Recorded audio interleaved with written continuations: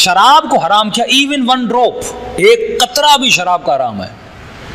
پورا ملک آیا رسول خدا کے بعد، یا رسول اللہ ہم مسلمان ہو جائیں گے، ہمیں ایون ایک کپ شراب کی پینے کی اجازت ہو، وہ بھی سردیوں میں، کیونکہ ہمارے یہاں سردی بہت ہوتی ہے، شراب کے پینے سے خون گرم ہوتا ہے. تو رسول نے کہا کیا تمہارے شراب میں نشہ نہیں ہے؟ کہ نہیں، نشہ تو ہے. کہ ہر وہ چیز جو مسکر ہے، نشے آور حرام ہے. آج تک آپ نے ایک نشہ سنا شراب کا، آج سنو امام 5 نشوں کی بات کرتے ہیں. فرمائیے 5 نشے انسان کی عقل کو زائل کرتے ہیں، اور اگر کسی کے اندر یہ 5 نشے آئیں وہ کمزور دماغ والا ہے، اور کمزور دماغ والا کبھی علی والا نہیں ہو سکتا. علی والے سے مراد کبھی بھی صراط مستقیم پہ نہیں چل سکتا. پہلا نشہ سکر المال، مال کا نشہ. فرماتے یہ نشہ ان الانسان لیطغی، یہ انسان طغیان کرتا ہے. کب؟ جب استغنا، جب یہ غنی ہو جاتا ہے، جب یہ مال کے پیچھے جاتا ہے. مال کمانا گناہ نہیں ہے، لیکن مال کے نشے میں گرفتار ہو جانا یہ بڑا گناہ ہے.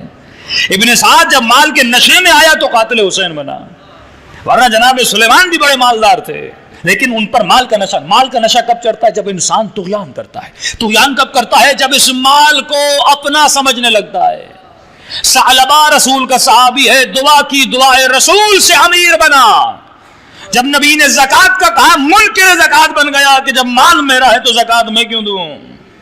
8 امام کے پاس شیعہ ملنے اور کہنے لگے مولا ہمیں رخصت چاہیے. کون سی رخصت مولا؟ خمس سے رخصت چاہیے.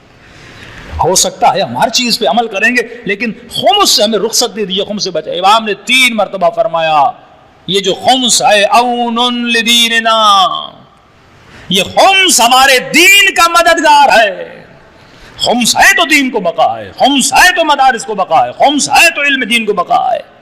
3 مرتبہ فرمایا لا نجعل لا نجعل لا نجعل، میں کبھی بھی تمہیں یہ رخصت دے نہیں سکتا، ایک لمحے کے لیے رخصت نہیں دے سکتا. کیوں؟ کیونکہ اگر مال تمہارے وجود میں مستی پیدا کرے، نشہ پیدا کرے، تو انسان تو قاتل علی بھی بن جاتا ہے، انسان تو راشی بھی بن جاتا ہے، انسان تو دین کے راستے سے ہٹ بھی جاتا ہے. دوسرا نشہ، پہلا نشہ سکر المال، دوسرا نشہ سکر العلم، علم کا نشہ. کبھی کبھی میں بہت بڑا ڈاکٹر ہوں، مجھ سے بڑا کوئی انجینئر نہیں، مجھ سے بڑا کوئی نوح خان نہیں، مجھ سے بڑا کوئی خطیب نہیں. جب علم کا نشہ چڑھتا ہے، خوارج کیوں بنے؟ علم کے نشے کی وجہ سے. بلعم باعور کیوں بنا؟ علم کے نشے کی وجہ سے. جنگ جمل ہے، رسول کا صحابی، مفسر قرآن، کاتب وحی ہے، لیکن علم کے نشے نے قرآن کی آیتیں پڑھ کے کہہ رہا تھا اے مسلمانوں آ جاؤ علی سے لڑو. اگر صوم ہے تو صوم تمہارے لیے ام المومنین عائشہ ہے، تمہاری نماز ام المومنین عائشہ ہے، تمہارا حج ام المومنین. قرآن کی آیتیں پڑھ کے دلیلیں دے کر لوگوں کو خلیفۃ اللہ سے لڑا رہا تھا، کیونکہ علم تھا. اس علم کو مس یوز کر رہا تھا. آج بڑے بڑے عالم ممبر پہ آتے اور اپنے علم کو مس یوز کرتے ہیں. اپنے علم کے بڑا شاعر ہے لیکن اپنی شاعری کو راہ خدا میں استعمال نہیں کرتا، مخالفت خدا میں استعمال کرتا ہے. بڑا انجینئر ہے، بڑا ڈاکٹر ہے، جس نے ایٹم بم بنایا وہ بھی عالم تھا. لیکن علی کا جملہ یاد رکھنا، امام فرماتے علم اگر کمینے کو دیا جائے اس کی کمینگی بڑھتی ہے، اور شریف کو دیا جائے اس کی شرافت بڑھتی ہے.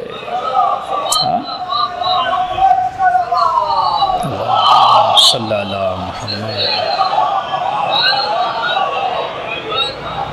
علم کا نشہ، مال کا نشہ. تیسرا نشہ سکر القدرہ، قدرت کا نشہ، پاور کا نشہ. ضیاء الحق کو پاور کا نشہ تھا. کون گرا سکتا ہے میری حکومت کو؟ میں جنرل ہوں، میں کرنل ہوں، جس کو ماروں میری مرضی ہے، جس کو پھانسی کے پھندے پہ چاڑوں میری مرضی ہے. لیکن مال کا، قدرت کا نشہ اللہ نے کیسے اتارا؟ جنازہ تک نہیں ملا. یہ ویلیو ہے.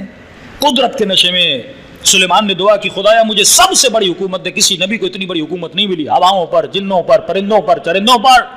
لیکن حکومت تھی پر حکومت کا نشہ نہیں تھا. حاکم بن پر حاکم کے نشے میں نہ. جتنے بھی حکماء اسلام گزرے، یزید کا نشہ کون سا؟ حکومت کا نشہ، قدرت کا نشہ. زینب کو مخاطب کر کے کہہ رہا ہے الیاذ باللہ، الیاذ باللہ، کہ رب نے تجھے مارا، اللہ نے تیرے بھائی کو مارا. یہ قدرت کا نشہ تھا کہ نماز رسول کے لاشے کو پامال کیا جا رہا ہے. مجھے قدرت ہے، یہ لاشا زمین پہ پڑا ہے. یہ قدرت کا نشہ تھا جس نے سید سجاد کے ہاتھوں میں رسیاں باندھ دی. یہ قدرت کا نشہ تھا جس نے علی کے ہاتھوں میں رسیاں باندھی، یہ قدرت کا نشہ تھا جس نے سیدہ زہرا کے گھر پر دروازے کو آگ لگا دی، یہ قدرت کا نشہ ہے۔ اور جب علی حکومت پر پہنچے، تمہیں کہیں پہ یہ نشہ نظر آتا ہے کہ کہیں مجھے کسی بھی صورت میں جیتنا ہے، مجھے کسی بھی صورت میں اس کو شکست دینی ہے؟ نہیں، امام فرماتے مچھر کے برابر یہ حکومت علی کے سامنے کچھ بھی نہیں، کیونکہ علی قدرت کے نشے میں نہیں ہے، علی عبادت کے نشے میں ہے۔ العقل معبد برحمان، تو قدرت کے نشے سے بچو۔ چوتھا نشہ سکر الشباب، خطرناک نشہ ہے، جوانی کا نشہ۔ امام فرماتے قرآن میں آیت ہے اللہ تمہیں دو چیزوں کا سوال کرے گا، حیات الدنیا، پوری زندگی کی حیات کا سوال، اور تجھ سے جوانی کا سوال کرے گا، یعنی پوری زندگی ایک طرف، تمہاری جوانی ایک طرف۔ اے جوان، جب تو جوان ہوتا ہے تمہاری ہر چیز اپنے اعلیٰ مقام پہ ہوتی ہے، تم فل پاور میں ہوتے ہو، تمہارا ذہن تیز سے تیز کام کرتا ہے، بدن میں طاقت ہوتی ہے، اللہ حسن دیتا ہے، جوانی میں طاقت دیتا ہے، پاور دیتا ہے، تجھے نکھار دیتا ہے۔ لیکن سوال یہ ہے کہ تو جوانی کو استعمال کہاں کرتا ہے؟ لا تمشی فی الارض مرحا، اے انسان زمین پہ چلا کر کے نہ چلا کر، جوانی کے نشے میں خود کو تباہ نہ کیا کر، اپنی جوانیوں کو عبادت الہی میں صرف کیا کر، اپنی جوانی کو خدمت امام زمانہ میں صرف کیا کر۔ اے خاتون، اپنی جوانی کو گلیوں اور بازاروں میں صرف نہ کیا کر، اپنی جوانی کو خدمت سیدہ زینب میں صرف کیا کر۔ جوانی طاقت ہے، طاقت ہے، خدمت کر سکتے ہو، تبلیغ کر سکتے ہو، دین کے کام کو پھیلا سکتے ہو، رزق حلال کی تلاش میں جا سکتے ہو، اپنی ماں باپ کی خدمت کر سکتے ہو، یونیورسٹی میں جا کے بہترین اسٹڈی کر سکتے ہو۔ کیوں اپنی جوانی کو ٹی وی پر، گانوں پر، گھومنے پہ ضائع کرتے ہو؟ جب تمہارا امام وہ جو سب سے اعلیٰ ہے، جب تمہارا امام وہ جو سب سے بڑا عالم ہے، تو ہونا تو یہ چاہیے کراچی کا سب سے بڑا ڈاکٹر بھی شیعہ ہونا چاہیے، یہاں کا سب سے بڑا انجینئر بھی شیعہ ہونا چاہیے، کیونکہ جب علی ہر میدان میں آگے ہے تو علی کا ماننے والا بھی ہر میدان میں آگے ہونا چاہیے۔ ہاں، یہ جوانی ہے، سکر جوانی میں مت آنا، یہ سمجھنا میں جوان ہوں مجھے تو موت نہیں آنی، میں جوان ہوں مجھے کون روکے گا۔ کبھی جوانی میں باپ پہ ہاتھ اٹھاتا ہے، کبھی جوانی میں ماں کو گالیاں دیتا ہے، کبھی جوانی میں بہن کو مارتا ہے، کبھی زور بازو سے بیوی پہ ظلم کرتا ہے، تو جوانی کے نشے میں نہیں آنا۔ اگر تجھے جوان دیکھنا ہے تو حسن و حسین کی جوانی دیکھو، اگر تجھے جوانی دیکھنی ہے علی اکبر کی جوانی دیکھو۔ یہ جوانی جو قاسم کی جوانی کہاں پہ صرف ہو رہی ہے؟ عجیب جملہ فرما، موت تو آنی ہی آنی ہے، مجھے مرنا تو مرنا ہے، لیکن مجھے بہترین بیسٹ وے میں موت آئے۔ اور اکبر نے کہا بہترین موت شہادت کی موت ہے۔ مرنا تو ہم سب کو ویسے ہی ہے نا، بستر پہ مر جاؤ یا ایکسیڈنٹ میں مر جاؤ، بہترین موت کون سی؟ شہادت کی موت ہے۔ تو سکر المال، سکر القدرہ، سکر العلم، سکر الشباب، آخری سکر سکر المدح، تعریفیں سننے کا نشہ۔ اب اس میں آپ زیادہ نہیں، مولوی بہت گرفتار ہیں، ہاں، چاپلوس، ادھر گھوم رہے مولانا، ادھر گھوم رہے مولانا، کیا کہنا مولانا۔ یہ واہ واہ کبھی کبھی ریاکاری میں اور شرک میں کیوں چلی جاتی؟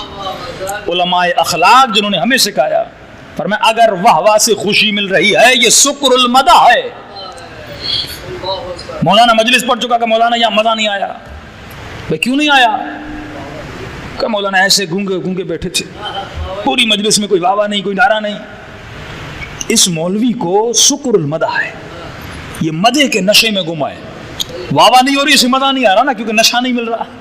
اس دیکھیں ہر بندے کا اپنا نشہ ہوتا ہے، جو بسوں میں کنڈکٹر ہے ان کا نشہ گٹکا ہے، اور آپ کو برا لگتا ہے وہ گٹکا کھا رہا ہے، اس کا نشہ گٹکا ہے۔ جو ڈرائیور پٹھان ہیں ان کا نشہ نسوار ہے، اور جو سندھ کے مولائی ہیں درگاہوں پہ ان کا نشہ چرس ہے اور بھنگ ہے، جنت کی بوٹی، ہاں یہ ان کا نشہ ہے۔ مولویوں کا بھی نشہ ہے، ہر بندہ نشہ یہ بھائی، ان کا نشہ یہ مدح ہے، ان کا نشہ یہ واہ واہ ہے۔ ذاکر کا نشہ، ایران کے بہت بڑے عالم دین استاد اخلاق اصفہان میں فرمایا نماز عید لاکھوں کا مجمع، جس آیت اللہ بہجت کو لوگ دیکھنے کے لیے ترستے تھے، صرف زیارت ہو جائے دور سے، یعنی آقا بہجت کے پیچھے نماز پڑھنے 3 گھنٹہ پہلے آ کے مصلی بچھا دیتے تھے۔ جب بہجت غلام علی کی نماز کا یہ عالم ہے تو علی کی نماز کا عالم کیا ہوگا؟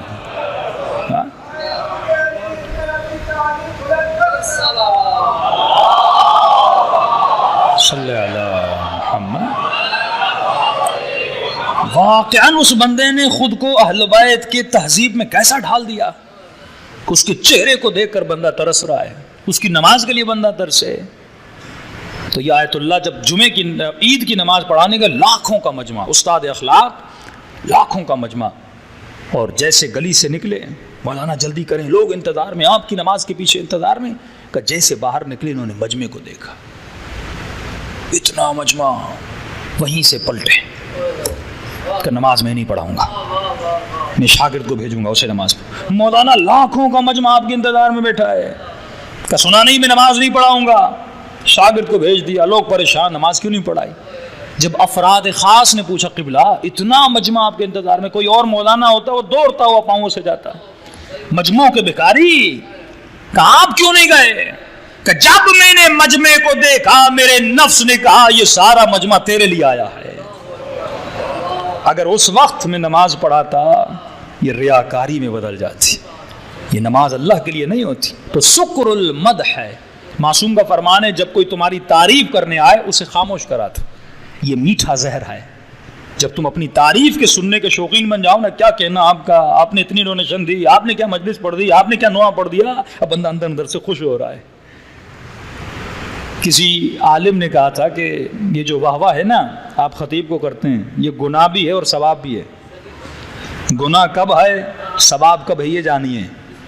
جب واہ واہ کرنے والا واہ واہ کرے خطیب کو تو ریاکاری اور شرک و گناہ ہے. اگر واہ واہ کرنے والا، جیسے بعض مولانا کے سیکرٹریز ہوتے ہیں نا، مولانا نے جملہ پھینکا نہیں وہ واہ واہ واہ واہ کرتا ہے، جملہ آیا نہیں واہ واہ، پورا منہ واہ واہ میں چلتا رہتا ہے. ہاں گاڑیاں بھر کے لاتے ہیں. ہاں بھائی ہم بھی مصائب پڑھتے، ہمارے مصائب میں کوئی بے ہوش نہیں ہوتا. ہاں وہ جناب کے لیے ایمبولینسز لائی جاتی ہیں، لوگ بے ہوش ہو جاتے ہیں. مسئلہ کیا ہے؟ کیونکہ ایک بندہ مولوی کو واہ واہ کرتا ہے، حسین کے لیے نہیں رو رہا، مولوی کے لیے رو رہا ہے، مولوی کے لیے واہ واہ کر رہا ہے. اگر واہ واہ کرنے والا مولوی کو واہ واہ کرے تو اس کا واہ واہ کرنا گناہ، لیکن اگر سبحان اللہ اور واہ واہ کرنے والا اس ذکر کو واہ واہ کرے جو مولانا کر رہا ہے تو پوری رات بھی کرتا رہے تو عبادت میں شمار ہے.